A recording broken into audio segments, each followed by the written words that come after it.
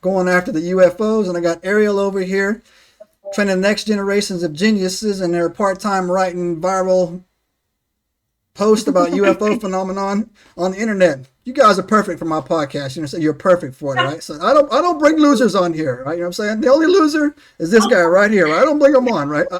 I elevate myself by my company. All right, that's great. So that is awesome right there. That is awesome. That is so good.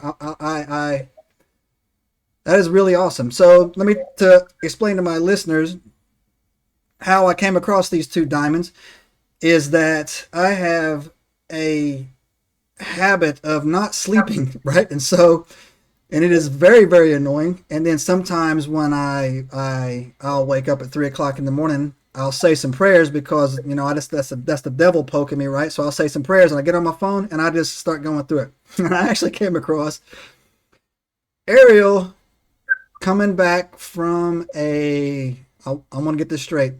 She said, I just finished my first ever UFO conference. And what struck me was I laughed because it was in Arkansas, right? Is that where you're at, right? And I was like, Arkansas? Yeah. I was like, I've been sleeping on Arkansas, man. So I said, you know what? I just started firing it off. I'm like, hey, come on my podcast. That's literally what I said, man. That's the story, y'all. So, that's awesome. Chris, were you there? Were you in Arkansas too? No, I wasn't. That I didn't make it to Arkansas. That was Ariel's first trip, and I'm glad she got to go. So, Chris, you're in Arizona. Ariel, are you in Arkansas, or did you make a trip to Arkansas? I made a trip to Arkansas. Okay. I'm from Nebraska. Okay, all right, all right. So there you go. So that's how we connected. Well, that's how I started begging you guys to come on the show. But it's not the most craziest story I've got for people to come on the show. But so I actually have a lot of people lined up, right? And and I've actually came to realize that they don't revolve around me, and so other people have schedules. So when I'm like, hey, come on my show, when? I'm like, hey, how about Tuesday? Yeah, I'm booked till like July, and I'm like, oh, all right, well, it's on the calendar then. Right? So that is awesome. I'm so glad that you guys are here to talk about this. This is actually something that I stumbled on to success by being a jerk, to be honest with you, because during COVID I got bored. I've been in this UFO game, and I came to the epiphany like 2 days ago.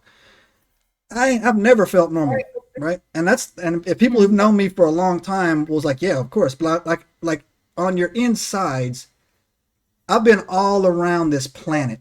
I was in the Navy for 10 years. I was in Southeast Asia for 7 of those years. I've been to more countries than I've been to states, and I have never felt at home anywhere.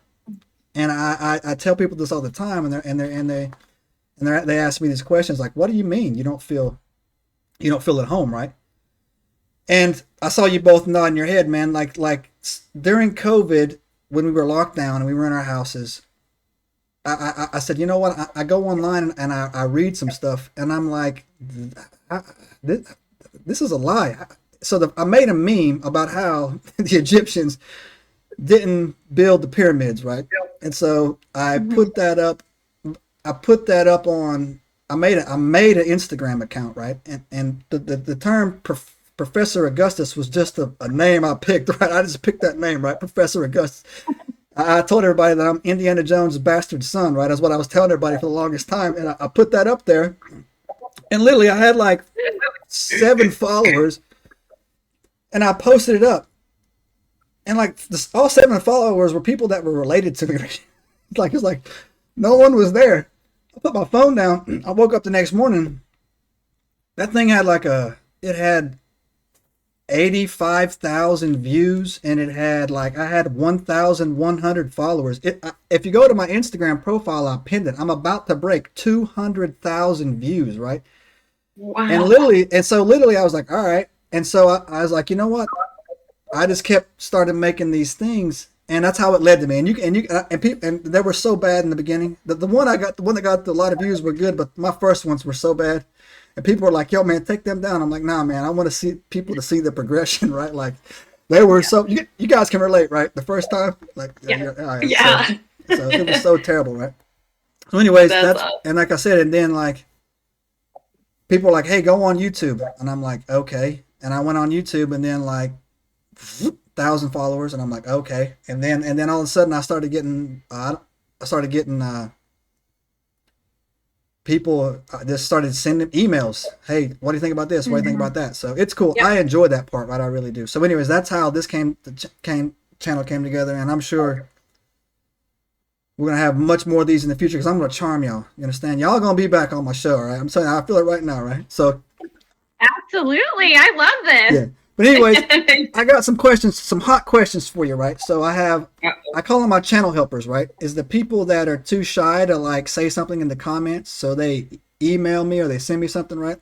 So I got 2 good questions, right, for you guys. That kind of like a little poll that we did, right, for each of you. And the first one is, what are the most compelling pieces of evidence or encounters that you two have came across in your research for UFOs? And when it says UFO, anything in the field, what they do. What are the two most what's the most compelling thing that's ever like got a hold of you guys? I mean, that's a tough one because, I mean, when you look, I mean, there's just not a lot of hard evidence. And so when you're looking at UFOs, you know, you're really going by eyewitness testimony, and you're going with the volume of eyewitness testimony of people in the same area seeing either the same or very similar things. And, you know, cases like the Phoenix Lights, you know, that is very compelling because there were a lot of people who saw something very anomalous that night.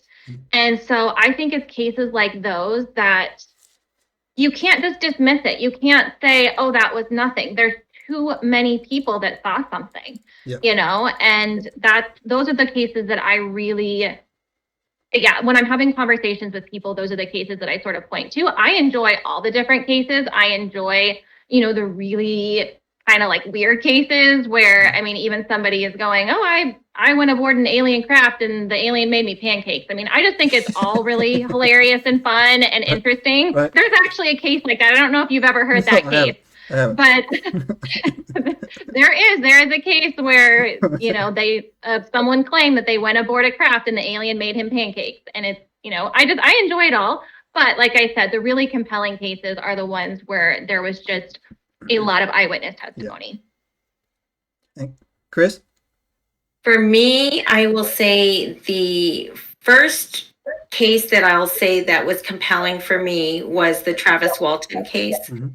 And really the reason behind that is because before I knew about the case itself, my father lived in Arizona in the White Mountains, and he had a neighbor who was a gentleman who was one of the parties in the case with Travis Walton. Subscribe now and turn on the notifications to join us on this extraordinary journey into the unknown.